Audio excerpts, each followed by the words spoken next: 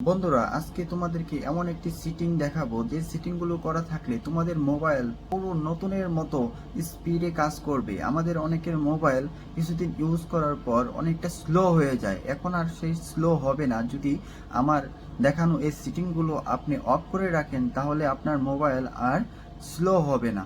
তাহলে চলুন বন্ধুরা, দেখে আসি কোন কোন সেটিং আপনারা অফ করে রাখলে আপনাদের মোবাইল জ্বরের গতিতে চলবে।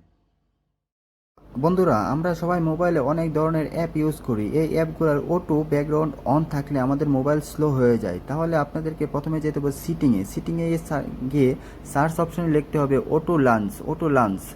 এটা লিখে এটাতে ক্লিক করবেন। ক্লিক করার পর দেখবেন যে অটো লাঞ্চ একটা অপশন আছে, এটাতে ক্লিক করবেন। ক্লিক করার পর দেখবেন যে সবগুলো অ্যাপের অটো ব্যাকগ্রাউন্ড অন আছে। এটা অন থাকাতে কি হয়, আমাদের মোবাইলের র্যাম গরম হয়ে যায়, সারাক্ষণ র্যাম এটাতে কাজ করতে থাকে। তাই আমাদের সবগুলো অফ করে রাখতে হবে। যদি অফ করে রাখি তাহলে আমাদের র্যাম গরম হবে না এবং কন্টিনিউ ওয়ার্কিংয়ে থাকবে না।